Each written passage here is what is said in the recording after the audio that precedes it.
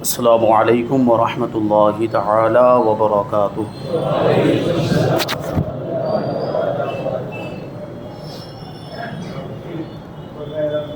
نحمده ونصلي ونسلم على رسوله الكريم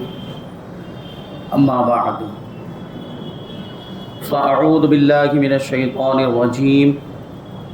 بسم اللہ الرحمن الرحیم الا ان اولیاء اللہ لا خوف علیہم ولا هم يحزنون الذین آمنوا وكانوا يتقون۔ صدق اللہ العظیم۔ آئیے ہم اور آپ سب سے پہلے حضور سرور کائنات، فخر موجودات، باعث تخلیق کائنات، احمد مجتبی محمد مصطفیٰ صلی اللہ علیہ وسلم کی بارگاہ بے کس پناہ میں درود و سلام کا ہدیہ پیش کریں اور پڑھیں اللہم صلی علی سیدنا و مولانا محمد معدن الجود والکرم وآلہ الکرام وابنہ الکریم وبارک وسلم صلاۃ و سلام علیک یا رسول اللہ صلی اللہ تعالی علیہ وسلم۔ عزیزان ملت اسلامیہ، آج ہم انشاءاللہ تبارک و تعالی سلطان الہند عطائے رسول خواجہ خواجگاں خواجہ معین الدین چشتی اجمیری غریب نواز رضی اللہ تعالی عنہ کا تذکرہ کریں گے، اور خاص طور پر حضرت خواجہ غریب نواز رضی اللہ تعالی عنہ نے جو مدینہ منورہ سے ہندوستان کا سفر کیا، مدینہ منورہ سے ہندوستان کی ولایت کی بشارت ملی اور آپ ہندوستان تشریف لائے، روانہ ہوئے، راستے میں کہاں کہاں قیام فرمایا اور کیسے کیسے واقعات راستے میں پیش آئے، تو اس میں سے کچھ اہم مقامات کا انشاءاللہ ہم تذکرہ کریں گے، کچھ اہم واقعات کا تذکرہ کریں گے۔ حضرت خواجہ غریب نواز رضی اللہ تعالیٰ عنہ حضور پاک صلی اللہ علیہ وسلم کی بارگاہ میں مدینہ منورہ حاضر ہوئے اور کئی دنوں تک وہاں پر قیام رہا، لیکن ایک دن ایسا آیا کہ نصیبہ بیدار ہو گیا۔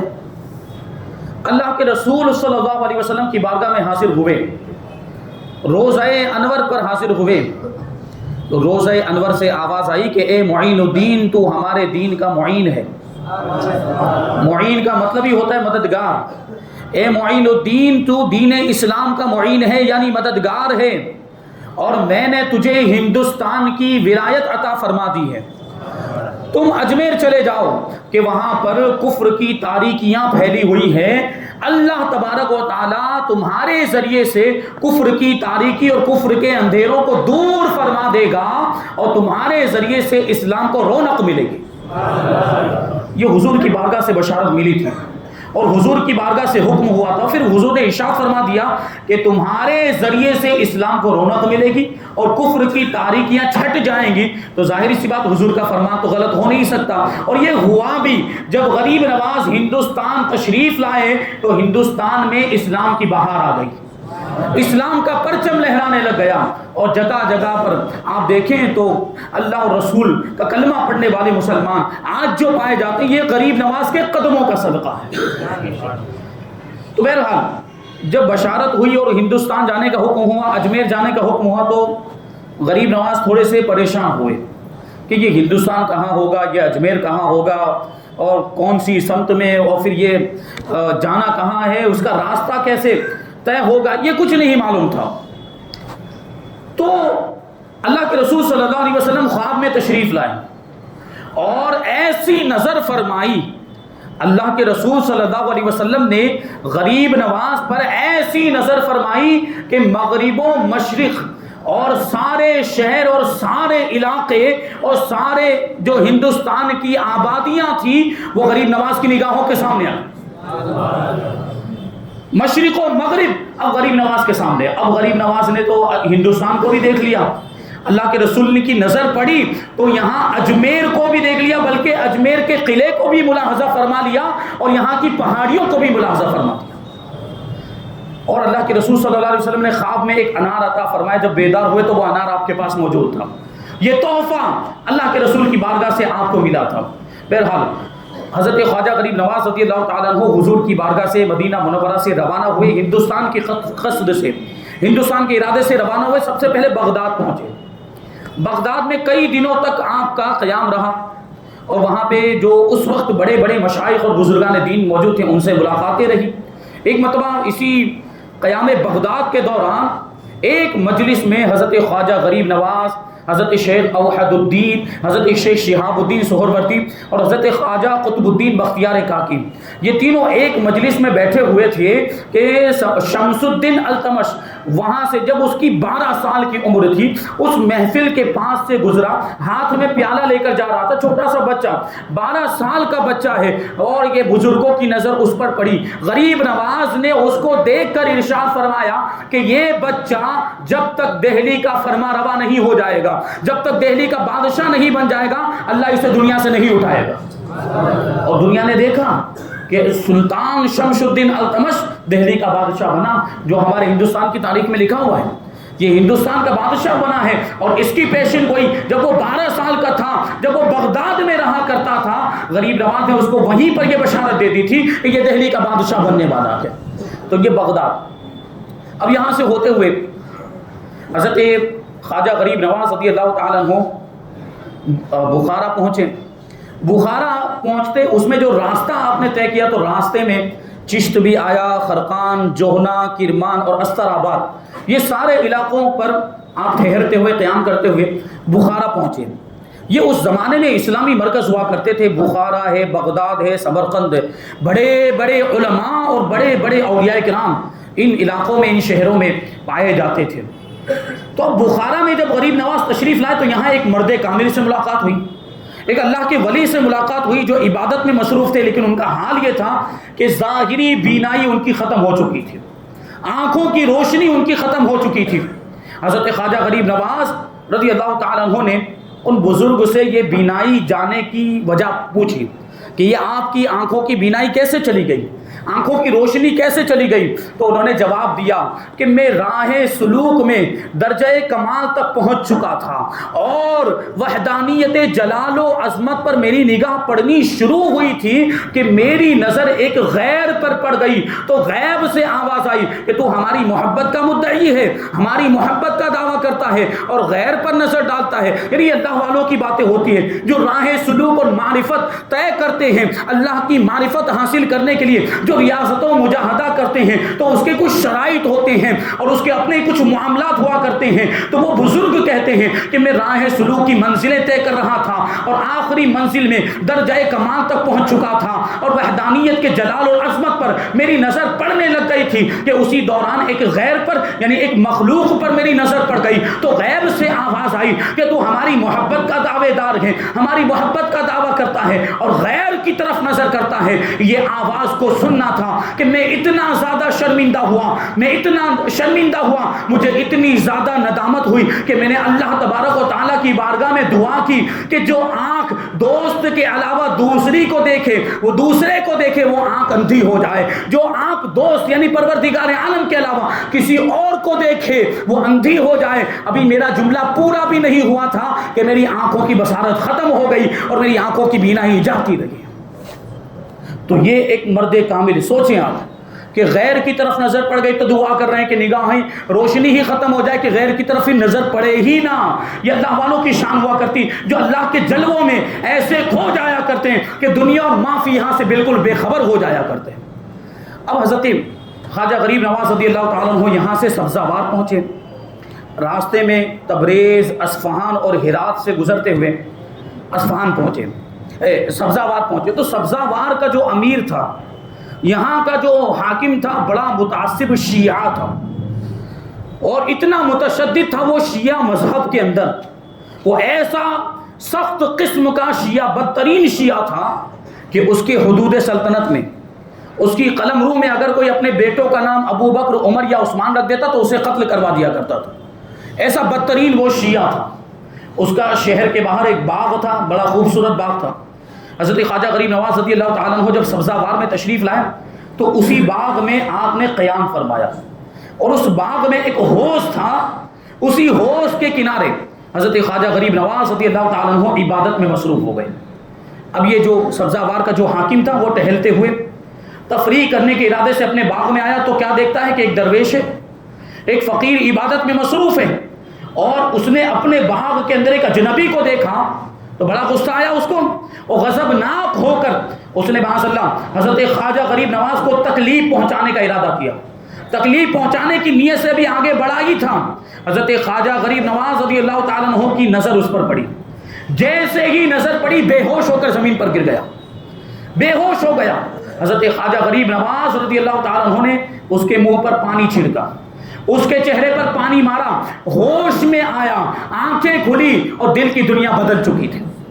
جب بیدار ہوا تو دل کی دنیا بدل چکی تھی، اور عقیدے کا جو فساد تھا اور عقیدے کی جو خرابی تھی وہ بالکل ختم ہو چکی تھی، اور جو اولیاء کرام کی شان میں، صحابہ کی شان میں جو گستاخیاں کیا کرتا تھا وہ سارے برے عقیدے اس کے دل سے ختم ہو چکے تھے، اور وہ اب غریب نواز رضی اللہ تعالیٰ عنہ کا معتقد ہو گیا، اور اپنے سارے اعیان اور عمرا، یعنی اس کی سلطنت کے جتنے بھی سپاہی تھے اور اس کے جتنے بھی وزیر اور عمرا اور جو بھی اس کے مددگار تھے، سب کے ساتھ مل کر اس نے توبہ کی، اور یہ سب کے سب غریب نواز کے مرید بن گئے۔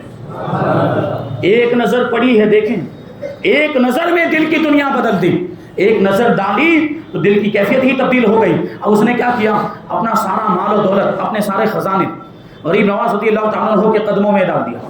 غریب نواز نے قبول نہیں کیا، کوئی درویشوں کو مال کی ضرورت ہی نہیں، دنیاوی دولت کی ضرورت ہی نہیں ہوتی۔ غریب نواز نے انکار کر دیا، مجھے نہیں چاہیے،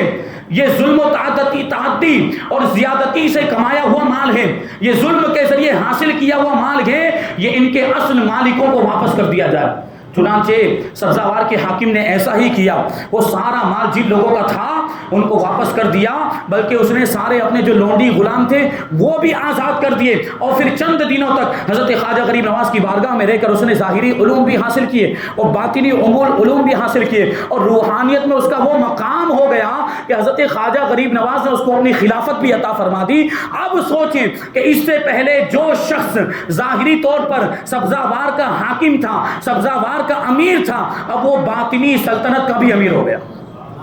روحانی سلطنت بھی اس کو عطا کر دی گئی۔ اب یہاں سے حضرت خواجہ غریب نواز رضی اللہ تعالیٰ عنہ بلخ کی طرف روانہ ہوئے۔ بلخ میں حضرت شیخ احمد فضلوی رحمۃ اللہ تعالیٰ علیہ کے یہاں پر آپ کا قیام رہا۔ ان دنوں میں بلخ کے اندر ایک نامی گرامی بہت بڑا حکیم رہا کرتا تھا، جو حکمت و فلسفے کا بڑا ماہر تھا، جس کو مولانا ضیاء الدین حکیم کے نام سے یاد کیا جاتا تھا، اور اس کو اپنے حکمت و فلسفہ پر بڑا غرور تھا، بڑا گھمنڈ تھا، بڑا ناز تھا، اور اسی وجہ سے وہ تصوف اور اہل تصوف کا مذاق اڑایا کرتا تھا۔ تصوف یعنی یہ جو روحانیت کا علم ہوتا ہے، تصوف یہ باطن کی صفائی کا علم ہوتا ہے، اور یہ صوفیاء کرام نے اس کو وضع کیا ہے، وہ علم جس سے باطن کی صفائی، اور اس کو تصوف اسی لیے کہا جاتا ہے کہ یہ صوف سے بنا ہے، کیونکہ صوفیاء کرام اور جو درویش ہوا کرتے، جو اللہ کی بارگاہ کے محتاج اور فقیر ہوا کرتے، وہ ٹاٹ کا لباس پہنا کرتے تھے، اور صوف مطلب ٹاٹ کا لباس، تو ان کی طرف یہ منسوب ہے علم تصوف، اس لیے اس کو تصوف کہا جاتا ہے۔ تو وہ تصوف سے اور تصوف والوں سے بڑی نفرت کرتا، بلکہ وہ تو یہ کہا کرتا تھا کہ صوفیاء کرام جو ہوتے ہیں، یہ صوفیاء کرام بہت ہی بے عقل ہوتے ہیں، عقل اور تمیز سے ان کا کوئی لینا دینا نہیں ہوتا، اور جو یہ تصوف ہے یہ بالکل بکواس ہے، معاذ اللہ بالکل ہذیان ہے، وہ ایسی باتیں بکا کرتا تھا۔ یہی حکیم ضیاء الدین، اس کا بھی شہر کے باہر ایک باغ تھا، اور اس باغ میں اس کا مدرسہ تھا، اس مدرسے میں اپنے شاگردوں کو حکمت کا درس دیا کرتا تھا، فلسفہ پڑھایا کرتا تھا۔ حضرت خواجہ غریب نواز رضی اللہ تعالیٰ عنہ کی عادت تھی کہ جب بھی سفر میں ہوتے تھے تو اپنے ساتھ آپ تیر کمان بھی رکھتے تھے، چکماق بھی رکھتے تھے۔ چکماق کے پرانے زمانے میں وہ پتھر کہ جس کو رگڑ کر لوہے وغیرہ پہ رگڑ کر آگ جلائی جاتی تھی، پرانے زمانے میں ماچس نہیں ہوا کرتی تھی، تو اس زمانے میں وہ پتھر رکھا جاتا جس کو رگڑ کے لوہے پر یا دوسرے پتھر پر رگڑ کر آگ جلائی جاتی، اس سے چنگاری نکلتی تھی۔ تو وہ چکماق بھی اپنے ساتھ رکھتے تھے اور نمک دان بھی اپنے ساتھ رکھتے تھے کہ کہیں جنگل میں اگر بھوک لگ جائے اور بھوک کی کھانے کی خواہش ہو تو جنگل میں کسی جانور کو شکار کر کے اس کو بھون لیا جائے اور پھر اس کو تناول کیا جائے۔ تو اسی طریقے سے حضرت خواجہ غریب نواز رضی اللہ تعالیٰ عنہ بلخ میں سفر کرتے ہوئے اسی علاقے میں پہنچ گئے جس علاقے میں حکیم ضیاء الدین کا مدرسہ تھا، حکیم ضیاء الدین کا باغ جس علاقے میں تھا، حضرت غریب نواز اس علاقے میں پہنچ گئے اور وہاں پر جب آپ کو بھوک کا احساس ہوا تو آپ نے ایک کلنگ کا شکار کیا۔ کلنگ یہ سارس کی طرح ایک پرندہ ہوتا ہے، یہ ایک دریائی پرندہ ہوتا ہے جس کے پاؤں لمبے ہوتے اور جس کی گردن بھی بہت لمبی ہوا کرتی ہے۔ حضرت خواجہ غریب نواز نے اس پرندے کا شکار کیا اور پھر اپنے خادم کو دے کر کہا کہ اس کو بھون کر تیار کرے اور تب تک میں نماز پڑھ لیتا ہوں۔ ادھر خادم اس پرندے کو ذبح کر کے اس کو بھوننے کی تیاری میں مصروف ہو گیا اور دوسری جانب حضرت خواجہ غریب نواز رضی اللہ تعالیٰ عنہ نماز پڑھنے میں مصروف ہو گئے۔ حضرت خواجہ غریب نواز نماز پڑھ رہے تھے، اتنے میں حکیم ضیاء الدین جو حکمت و فلسفے کا بڑا ماہر تھا وہ اس باغ میں آیا تو کیا دیکھتا ہے کہ ایک درویش ہے، ایک فقیر ہے جو نماز میں مصروف ہے اور دوسری جانب اس کا خادم ہے جو پرندے کو بھون رہا ہے اور اس کو پکا رہا ہے اور تیار کر رہا ہے۔ بہرحال وہ بھی آ کر قریب میں بیٹھ گیا۔ خادم نے جب حضرت نماز سے فارغ ہوئے تو وہ بھنا ہوا پرندہ حضرت کی بارگاہ میں پیش کیا۔ حضرت نے ضیاء الدین کو دیکھا تو وہ بھنا ہوا جو پرندہ تھا اس کی ایک ران وہ حکیم ضیاء الدین کو عطا فرمائی اور ایک ران کو خود تناول فرمانا شروع کر دیا۔ اب دیکھیں آپ کہ اللہ والوں کے یہ انداز کیسے نرالے ہوا کرتے ہیں۔ حضرت خواجہ غریب نواز نے جو ایک ران اس کو کھانے کے لیے دی تھی، جیسے ہی اس کو کھایا، جیسے ہی گوشت کو اس نے تناول کیا وہ بے ہوش ہو گیا۔ حکیم ضیاء الدین جو تھا وہ بے ہوش ہو گیا اور جب ہوش میں آیا تو بالکل وہی سبزہ وار کے حاکم کی طرح اس کی بھی دل کی دنیا تبدیل ہو چکی تھی، دل کی کیفیت تبدیل ہو چکی تھی، حکمت و فلسفہ کے اسرار و رموز کا رنگ بالکل صاف ہو چکا تھا اور دل میں جو اہل اللہ کی نفرت تھی، جو تصوف کی نفرت تھی اور جو صوفیاء کرام کی نفرت تھی، فقیروں کی اور درویشوں کی جو نفرت تھی وہ ساری نفرت کا خاتمہ ہو چکا تھا۔ اس کا دل بالکل اور اس کا دماغ بالکل صاف ہو چکا تھا، ساری شقاوت اور بدبختی کے اندھیرے دور ہو چکے تھے اور ہدایت کا چراغ روشن ہو چکا تھا اور فوراً توبہ کر کے حضرت خواجہ غریب نواز کے مریدوں میں شامل ہو گیا۔ اور یہ حکیم ضیاء الدین آپ سوچیں اس کے شاگردوں کی ایک بہت بڑی جماعت تھی، اس نے جب کلمہ پڑھا، یہ جب اس نے توبہ کی اور جب یہ حضرت خواجہ غریب نواز کے مریدوں میں شامل ہوا، اس کے جتنے بھی شاگرد تھے، اس کے جتنے بھی چاہنے والے تھے، اس کے جتنے بھی حلقہ بغوش تھے، سب توبہ کر کے غریب نواز کے مریدوں میں شامل ہو گئے۔ اب یہ واقعہ بہت بڑا تھا تو بلخ کے اطراف میں، بلخ کے مضافات میں یہ خبر بجلی کی طرح پھیل گئی اور لوگوں کو پتا چلا کہ وہ حکیم ضیاء الدین جو اتنا بڑا حکیم اور فلسفی تھا وہ تو توبہ کر کے غریب نواز کے مریدوں میں شامل ہو گیا۔ اس واقعے کی خبر پھیلنی تھی، لوگ جوخ در جوخ غریب نواز کی بارگاہ میں قدم بوسی کے لیے حاضر ہونے لگے، یہاں تک کہ ایک ہی وقت میں سینکڑوں ہزاروں لوگ غریب نواز کے مریدین میں شامل ہو گئے۔ اب غریب نواز نے حکیم ضیاء الدین کی روحانی تربیت فرمائی، ظاہری علوم تو رکھتا تھا، باطنی علوم اس کو سکھائے، باطنی علوم کی تعلیم دی اور پھر وہ باطنی علوم میں اتنا ماہر ہو گیا کہ حضرت خواجہ غریب نواز نے اس کو اپنا جانشین بنایا اور وہاں سے روانہ ہوتے وقت بلخ میں خلق خدا کی ہدایت و رہنمائی کا فریضہ اس کے ذمے کر دیا اور وہاں سے پھر آگے روانہ ہوئے۔ اب سوچیں آپ، یہاں سے غریب نواز رضی اللہ تعالیٰ سمرقند پہنچے۔ سمرقند میں عجیب و غریب واقعہ پیش آیا۔ سمرقند میں حضرت خواجہ ابو اللیث سمرقندی رحمۃ اللہ تعالی کے مقام کے قریب میں ایک مسجد تعمیر ہو رہی تھی، تو ایک آدمی کو اس مسجد کے اندر سمت قبلہ، قبلے کے ڈائریکشن کے بارے میں اعتراض تھا۔ یہ جو مسجد بن رہی ہے وہ قبلے کی جانب صحیح نہیں بن رہی ہے، یعنی اس کی جو قبلے کی دیوار ہے وہ تھوڑی ٹیڑھی ہے، قبلے کی جانب برابر نہیں۔ لوگوں نے بہت سمجھایا لیکن نہیں مانا۔ غریب نواز کو بلایا گیا، حضرت نے بھی اس کو پہلے سمجھانے کی کوشش کی، یہ صحیح ہے، غلط نہیں ہے، صحیح جگہ پہ دیوار قبلہ اور اس کا ڈائریکشن اور قبلے کی سمت درست ہے، لیکن وہ ماننے کے لیے تیار ہی نہیں ہوا۔ ابھی اللہ والے پھر اپنی ادا پر آ جاتے ہیں،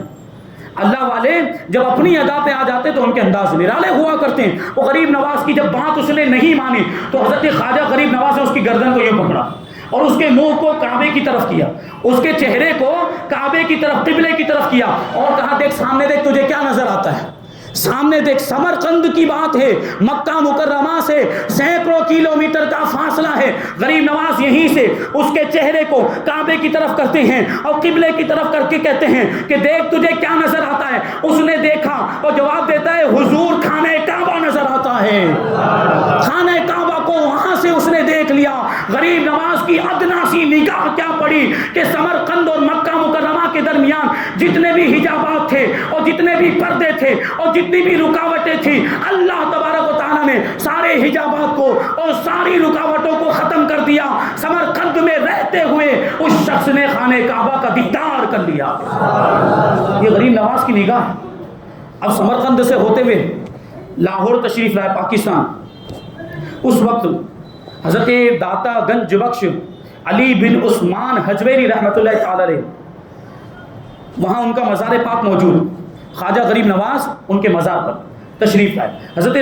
داتا گنج بخش علی حجویری رضی اللہ تعالیٰ عنہ یہ غریب نواز سے بھی پہلے ہندوستان میں آ چکے تھے اور اپنے پیر و مرشد کے حکم سے انہوں نے لاہور کو اپنا مسکن بنایا تھا اور یہاں رشد و ہدایت کا فریضہ انجام دیا اور لاہور کو علم و عرفان کا مرکز بنا دیا. حضرت خواجہ غریب نواز ان کے مزار پر حاضر ہوئے اور ان کے مزار پر اعتکاف کیا، چلہ کیا اور ایک عرصے تک اس مزار پر رہے. اور جب وہاں سے روانہ فیض حاصل کرنے کے بعد، یہ اللہ والے ہوتے ہیں جو زمین کے اوپر رہتے ہیں تو روحانی فیض ان کا جاری رہتا ہے، لیکن جب زمین کے نیچے چلے جاتے ہیں تو ان کے روحانی فیض میں اور زیادہ اضافہ ہو جاتا ہے، ان کی روحانی طاقت و قوت اور زیادہ بڑھ جایا کرتی ہے. اور یہ اللہ والے، ایک اللہ کا ولی دوسرے اللہ کے ولی کو پہچان لیا کرتا ہے اور اگرچہ وہ زمین کے نیچے آرام فرما ہو ان سے فیض حاصل کرتا ہے. اور بسا اوقات تو اللہ کے ولی قبر میں رہتے ہوئے اوپر والے جو زمین کے اوپر اللہ کے ولی ان سے گفتگو بھی کیا کرتے، ان سے بات چیت بھی کیا کرتے. تو غریب نواز حضرت داتا گنج بخش علی حجویری رحمۃ اللہ تعالی علیہ کے مزار پر وہاں پر آپ نے چلہ کیا، ان سے فیض حاصل کیا. اور جب وہاں سے رخصت ہونے لگے، جب وہاں سے روانہ ہونے لگے تو حضرت داتا گنج بخش علی حجویری کے مزار پر آپ نے ایک شعر پڑھا تھا. وہ شعر آج بھی حضرت داتا گنج بخش کے مزار پر لکھا ہوا ہے. کیا فرمایا تھا؟ گنج بخش فیض عالم مظہر نور خدا. فارسی میں، گنج بخش فیض عالم مظہر نور خدا، ناقصارا پیر کامل کاملارا رہنما. ناقصارا پیر کامل کاملارا رہنما، یعنی یہ گنج بخش ہے، خزانے عطا کرنے والے اور پورے عالم کو فیض پہنچانے والے اور نور خدا کے مظہر ہیں، یعنی اللہ کے رسول کے مظہر ہیں. اور ان کا معاملہ کیا ہے کہ اگر کوئی ادھورا ان کی بارگاہ میں آتا ہے تو اس کے لیے یہ پیر کامل ہے، یعنی پھر اس کے جو ادھورے، اس کا جو ادھورا پن ہوتا ہے اس کو دور کر دیا کرتے ہیں. اور اگر کوئی کامل ان کی بارگاہ میں آتا ہے تو اس کی رہنمائی فرمایا کرتے ہیں. ناقصارا پیر کامل کاملارا رہنما. تو یہاں سے روانہ ہوئے. آج بھی وہ حجرہ جس میں غریب نواز نے چلہ کیا تھا، وہ داتا گنج بخش علی حجویری کے مزار کے قریب میں وہ حجرہ آج بھی موجود. لوگ اس کی زیارت کرتے ہیں جہاں پہ غریب نواز رضی اللہ تعالیٰ عنہ نے چلہ کیا تھا، یعنی 40 دن وہاں پر اعتکاف کیا اور عبادت اور ریاضت میں وہاں مشغول رہے تھے. آج یہ چلے جو بھی ہیں اور چلے جہاں پر اللہ کے ولیوں نے کسی زمانے میں 40 دن تک عبادتیں کی، ان کو لوگوں نے گھومنے پھرنے کی جگہ بنا لیا، سیر و تفریح کی جگہ بنا لیا. وہاں جاتے لیکن اس پر غور نہیں کرتے کہ یہ چیز کیا ہے، یہ چلے کا مطلب کیا ہوتا ہے. اس پر اگر غور کریں تو دل کی دنیا بدل جائے اور یہ سوچیں کہ یہاں فلاں اللہ کے ولی نے 40 دن تک عبادت کی تھی، ہم اسی ولی کے ماننے والے، ہم اسی ولی سے محبت کرتے ہیں تو ہمیں بھی اللہ کی عبادت کرنی چاہیے. یہ تصور لے کر نہیں آتے، بس گھوم پھر کر چلے آتے ہیں. اگر اجمیر میں بھی جائیں گے، غریب نواز کے مزار پر بھی حاضر ہوں گے، وہاں سے گھوم پھر کر چلے آئیں گے، لیکن یہ نہیں سوچتے ہیں کہ غریب نواز اللہ کی بارگاہ کے مقبول کیسے بنے، اللہ کی بارگاہ میں اتنا بڑا مرتبہ ان کو کیسے ملا کہ آج ان کے مزار پر پہنچ کر بھی دعا کی جائے تو دعا قبول ہو جایا کرتی ہے. اتنا مقدس مقام ہے وہ. تو ایسا مرتبہ ان کو ملا ہے یا عبادت اور ریاضت کے ذریعے سے انہوں نے روحانی منازل طے کیے تھے. تو ہم بھی تو کچھ کریں، ہم بھی تو اپنے رب کی عبادت کریں، یہ تصور لے کر آنا چاہیے. بہرحال غریب نواز رضی اللہ تعالیٰ عنہ لاہور سے روانہ ہوئے اور پٹیالہ کے قریب سمانہ پہنچے، پنجاب میں سمانہ پہنچے. اب وہاں پہ پرتھوی راج چوہان جو اس وقت دہلی اور اجمیر کا بادشاہ تھا، اس کے کارندے اور اس کے سپاہی پہلے ہی سے طاق میں بیٹھے ہوئے تھے اور پہلے ہی سے غریب نواز کی شبیہ، اس غریب نواز کا حلیہ انہوں نے لکھ کے رکھا تھا کہ یہ ایک فقیر ایسا آئے گا، اس کا یہ حلیہ ہوگا، اس کا چہرہ ایسا ہوگا، اس کا قد ایسا ہوگا اور اس کا رنگ ایسا ہوگا. وہ سب کچھ اس کے اندر لکھا ہوا تھا.